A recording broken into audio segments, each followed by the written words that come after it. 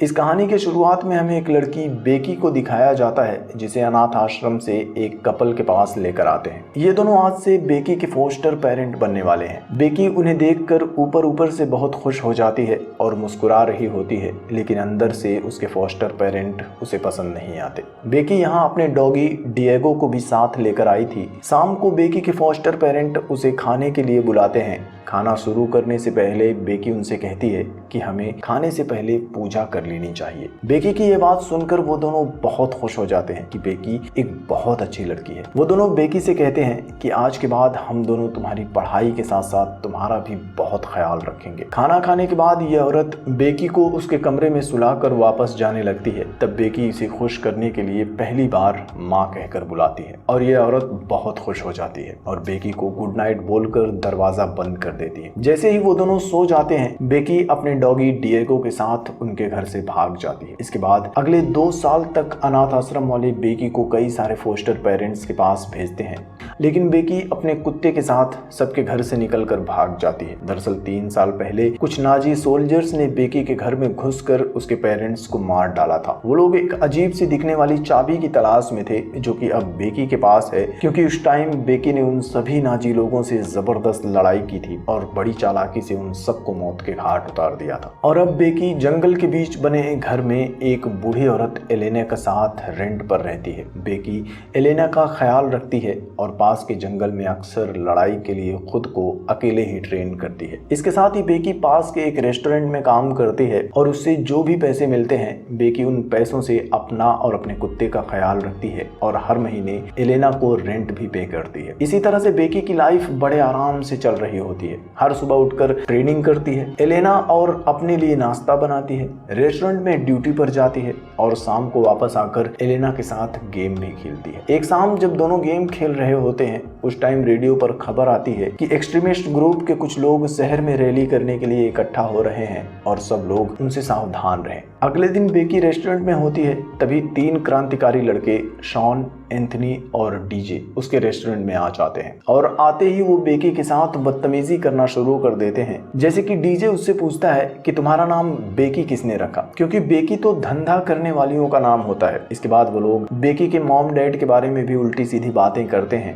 और फिर कॉफी का ऑर्डर देकर टेबल पर जाकर बैठ जाते हैं। वो तीनों आपस में बातें करना शुरू कर देते हैं और बेकी उनकी बातों को ध्यान से सुन रही होती है। वो तीनों डेरिल नाम के किसी बंदे के बारे में बात कर रहे होते हैं जिसने उन तीनों को यहाँ पर रैली के लिए बुलाया था। इसके बाद बेकी उनके लिए कॉफी लेकर आती है, लेकिन उसे अपनी इंसल्ट का बदला भी लेना होता है, इसलिए वो जानबूझकर एंथनी के ऊपर कॉफी गिरा देती है और सॉरी बोलकर वहां से चली जाती है। तीनों को बेकी की यह हरकत बिल्कुल भी पसंद नहीं आती। तीनों बेकी के घर तक उसका पीछा करते हैं और रात में बेकी को डराने के लिए तीनों उसके घर के अंदर घुस जाते हैं। एंथनी बेकी को पीछे से पकड़ लेता है। बेकी अपने डॉगी डिएगो से अटैक करने के लिए कहती है, लेकिन डीजे डिएगो को मार देता है, जिससे कि वो बेहोश हो जाता है। इसके बाद वहां आती है एलेना। उसके हाथ में जानवरों का शिकार करने वाली गन होती है, जिसे देखते ही डीजे उसे शूट कर देता है और एलेना की भी मौत हो जाती है। यह देखकर बेकी एंथनी के ऊपर हमला करती है, लेकिन गलती से बेकी का सर दीवार से टकरा जाता है। अगली सुबह जब बेकी की आंख खुलती है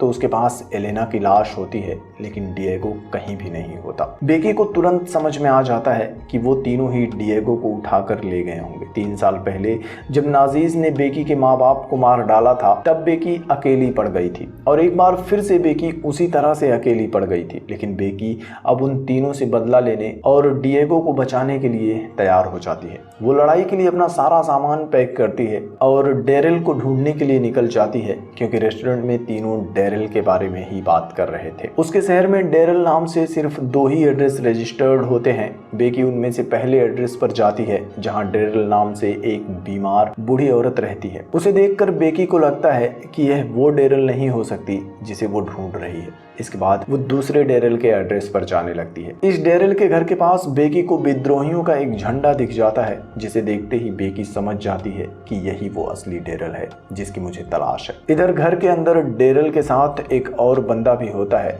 ट्विग और डेरिल उन चारों के साथ खाना खाते हुए मीटिंग कर रहा होता है। यहाँ डेरिल उनसे किसी औरत के बारे में बात कर रहा होता है और ट्विग से कहता है कि इन तीनों को मैंने नहीं, असल में उन्होंने ही बुलाया है। लेकिन डीजे पूछता है कि आखिर ये औरत कौन है। खैर, कहानी के आखिर में आपको उस औरत के बारे में भी पता चल जाएगा। लेकिन इधर बेकी उन सब से छुपकर खिड़की से डेरिल के कमरे में घुस जाती है। वो कमरे में सबसे पहले सेनेटर हर्नांडीज का पुतला देखती है, जिससे कि बेकी को समझ में आ जाता है कि लोग सेनेटर के खिलाफ कोई प्लान कर रहे हैं। टेबल पर हर्नांडीज को मारने का पूरा स्केच प्लान होता है। बेकी उस प्लान का फोटो लेने लगती है और तभी बेकी को डेरिल की आवाज सुनाई देती है, जो कि कमरे में ही आ रहा होता है। बेकी सोफे के नीचे छुप जाती है। कमरे में डेरिल सॉन के साथ आता है। सॉन नया नया विद्रोही बना था, तो वो थोड़ा बहुत डर रहा होता है। डेरिल उसे अपनी कहानी बताकर ब्रेन वॉश कर रहा होता है। इसके बाद डेरिल उससे कहता है कि मैं तुम्हें कुछ दिखाना चाहता हूँ। वो एक सीक्रेट थंब पेन ड्राइव निकालता है और अपने लैपटॉप में सॉन को उन लोगों की लिस्ट दिखाना शुरू कर देता है जो उनके विद्रोही ग्रुप में शामिल थे। सॉन यह सब कुछ देखकर हैरान हो जाता है। इसके बाद वो सॉन को पास में ही अपने वेयरहाउस के बारे में बताता है। खैर, काफी देर तक दोनों बात करते हैं और फिर कमरे से बाहर चले जाते हैं। उनके जाने के बाद बेकी सोफे से बाहर आती है और वो भी लैपटॉप पर उनकी लिस्ट देखकर हैरान हो जाती है। वो जल्दी से पेन ड्राइव निकालती है और खिड़की के रास्ते डेरिल के घर से बाहर भाग जाती है। वो भागकर डेरिल के वेयरहाउस पर जाती है और जैसा कि डेरिल ने कहा था, वेयरहाउस पर बहुत सारे हथियार मौजूद होते हैं। बेकी उन हथियारों से अपने लिए कुछ हथियार चुनती है और उन पांचों के साथ जंग की तैयारी पूरी कर लेती है। इसके बाद हम देखते हैं कि वो पांचों घर के अंदर होते हैं। तभी उनके दरवाजे की बेल बजती है। डेरिल जाकर दरवाजा खोलता है तो वहां कोई नहीं होता। तभी डेरिल को एक फोन की रिंग सुनाई देती है, जो कि असल में बेकी ने ही उसके लिए दरवाजे के बाहर छोड़ा था। डेरिल उस फोन को लेकर घर के अंदर आ जाता है। बेकी बार बार उस फोन पर कॉल कर रही होती है। तब डेरिल उन तीनों से पूछता है कि आखिर यहाँ आने से पहले तुम तीनों ने किया क्या है। सॉन उसे सच्चाई बताना चाहता है, लेकिन एंथनी उसे रोक कर कहता है कि एक छोटी बच्ची हमारे साथ बदतमीजी कर रही थी, तो हमने उसे डराकर उसके कुत्ते को छीन लिया था। डेरिल कहता है कि जाओ और उस बच्ची को समझाकर उसे उसका कुत्ता देकर आओ। इसके बाद एंथनी बेकी के पीछे जाता है। वो बेकी को समझाने की कोशिश करता है कि तुम अपना डॉगी ले जाओ और जो कुछ भी हुआ उसे भूल जाओ, लेकिन बेकी नहीं मानती। तो एंथनी उसे मारने के लिए आगे बढ़ता है और बेकी के बनाए हुए गड्ढे में गिर जाता है। इधर ये लोग घर के अंदर होते हैं। तभी एक बार फिर से बेकी उनके दरवाजे पर दस्तक देकर चली जाती है। दरअसल बेकी ने एंथनी के मुंह के अंदर ग्रेनेड रखकर उसे टेप से बांध दिया था और उसकी पिन में धागा बांधकर दरवाजे से बांध दिया था। और जैसे ही डेरिल दरवाजा खोलता है, ग्रेनेड की पिन निकल जाती है और एंथनी का सर फट जाता है। इसके बाद बेकी एक बार फिर से टॉन्ट मारने के लिए डेरिल को कॉल करती है। वो डेरिल को चैलेंज करती है, तो डेरिल कहता है कि मैं तुम्हें और तुम्हारे कुत्ते दोनों को जान से मार सकता हूँ। तब बेकी उससे कहती है कि अगर तुमने डिएगो को कुछ भी किया तो कल जो तुम लोग सेनेटर को मारने का प्लान बना रहे हो वो मैं पुलिस के पास भेज दूंगी, और अगर मुझे मारोगे तो तुम्हें तुम्हारा पेन ड्राइव कभी नहीं मिलेगा। वो दोनों फोन पर बात कर रहे होते हैं। तभी ट्विग बाहर जाकर बेकी कहाँ है देखने की कोशिश करता है, पर बेकी पहले से ही तैयार बैठी थी और एक क्रॉस बो फायर करती है जो ट्विग के जबड़े में आर पार हो जाता है। ट्विग भागता हुआ घर के अंदर आता है। डेरिल उसकी एरो निकाल देता है, लेकिन यह सब कुछ देखकर डीजे बहुत डर जाता है और डेरिल की गाड़ी लेकर वहां से भाग जाता है। इधर एरो निकलने के बाद ट्विग बेकी का पीछा करने लगता है और बेकी भागकर वेयरहाउस में चली जाती है। ट्विग भी उसके पीछे पीछे वेयरहाउस में आ जाता है, लेकिन बेकी ने तो इसके लिए पहले से ही प्लान बना कर रखा था और वो ट्विग को भी जान से मार देती है। और अब बचा था डेरिल, जो कि बेकी के ऊपर ट्रैंकुलाइजर डॉट फायर करता है और बेकी बेहोश हो जाती है। और जब बेकी को होश आता है तब वो कुर्सी से बंधी होती है। और अब डिएगो ने बेकी की वो चाबी चुरा ली थी जिसके लिए 3 साल पहले नाजीज ने बेकी के माँ बाप को मार दिया था। उस चाबी के अंदर एक और शाफ्ट होता है जिस पर कोऑर्डिनेट्स लिखे होते हैं और इसके बारे में किसी को भी पता नहीं होता। और तभी वहाँ डेरिल की माँ भी आ जाती है और बेकी उसे देखकर शॉक्ड हो जाती है, क्योंकि ये वही औरत होती है जिससे बेकी डेरिल को ढूंढते हुए मिली थी और यही उन विद्रोहियों की इस टुकड़ी की असली मास्टरमाइंड है। वो बेकी से उस पेन ड्राइव के बारे में पूछने लगती है, लेकिन बेकी कहती है कि जैसा कि तुम्हारे बेटे ने कहा था कि पेन ड्राइव बहुत कीमती है, तो इसका मतलब साफ है कि जब तक पेन ड्राइव मेरे पास है मैं जिंदा रहूंगी। बेकी काफी टाइम तक उन दोनों को बातों में उलझा कर रखती है और धीरे धीरे अपनी रस्सियों को खोलने की कोशिश करती है। वो दोनों बार बार बेकी से पेन ड्राइव के बारे में पूछ रहे होते हैं और डेरिल उसके सामने ही उसके डॉगी डिएगो को टॉर्चर करना शुरू कर देता है। तब बेकी उनसे कहती है कि पेन ड्राइव कहाँ है ये मैं तुम्हें बता दूंगी, लेकिन उसे छोड़ दो।